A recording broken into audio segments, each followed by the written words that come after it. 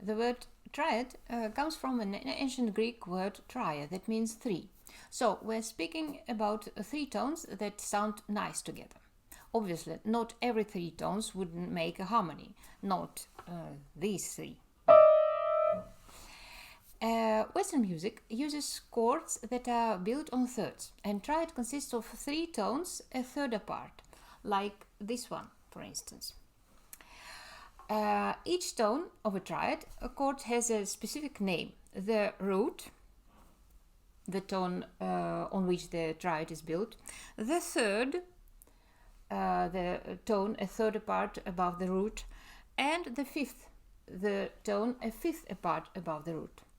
Maybe you already know that the thirds can have different quality, major and minor. For instance, a third between the C and the E is major because we have here 1, 2, 3, 4 semisteps between these two notes. And the third between D and F would be minor because we have here 1, 2, only 3 semitones between these notes. That's why we can build 4 different triads that consist of 2 major thirds, like this, 2 minor thirds, like this, 1 minor and 1 major third on the top, and 1 major third at the bottom and minor third on the top. This last one we call a major triad. And this chord is a real treat to our ear. For a very long time it was considered as perfect and the most stable in Western music. Until the late Baroque period, composers often put a major triad at the end of the piece written in a minor key, like in this Prelude in D minor from the Well-Tempered Clavier by Bach. Just listen to the last measures of this Prelude.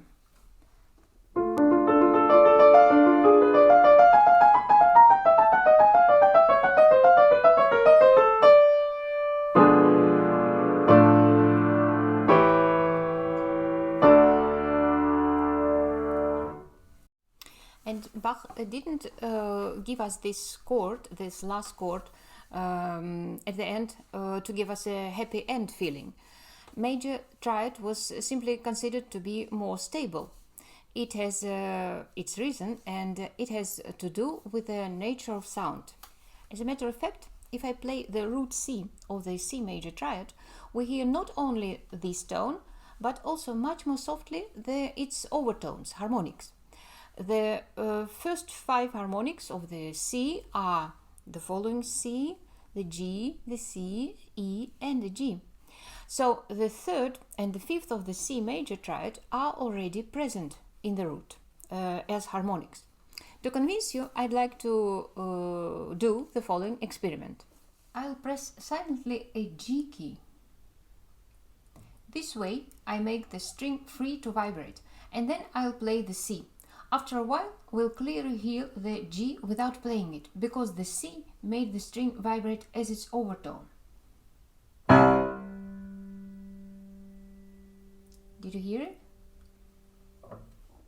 So, this is a major triad.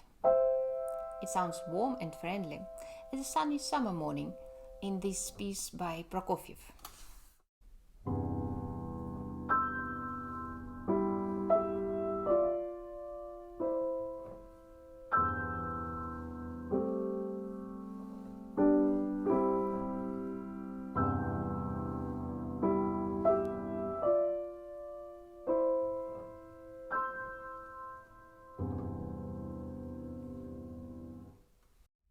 But music expresses different emotions, and for sad or dramatic moments, composers use a minor triad.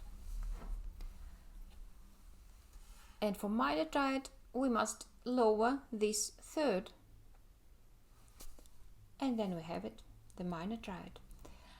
This is how Chopin uses the minor triad in his Prelude in B minor.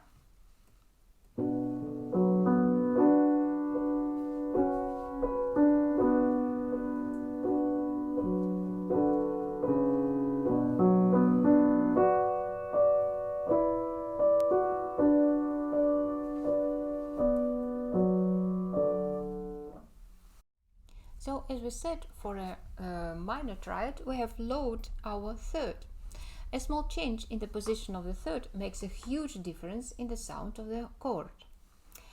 If we take two minor thirds and put one on top of another, we get a diminished triad. So we'll lower also our fifth, like this. This triad sounds not only dramatic but also tensed, because the fifth in this chord becomes diminished.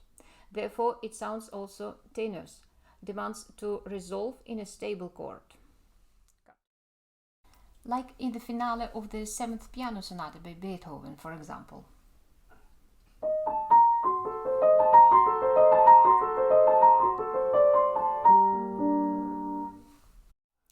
When we use two major thirds in a triad chord, we get an augmented one.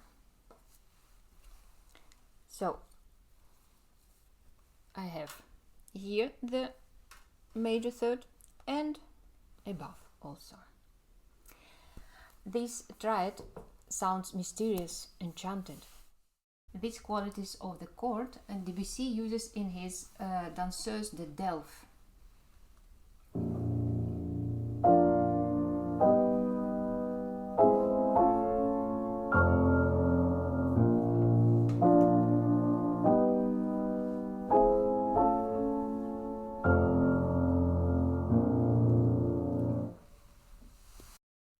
So, these are four possible triad chords: major, minor,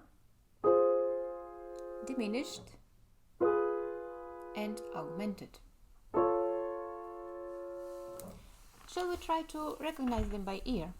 I play 8 triad chords and you write them down, and then look up in the description of this video the right answers. Ready?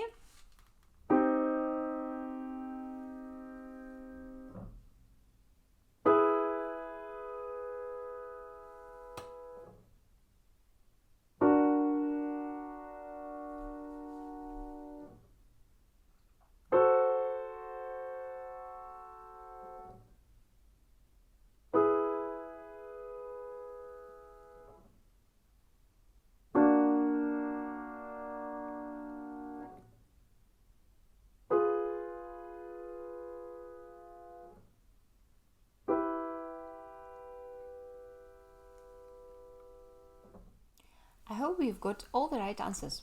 Anyway, find these triads on your own instrument. Listen to them. Think, what do they sound like for you? Sign up for this channel. There will be more about chords, scales and musical structure. If you like this video, you know what to do. See you next time.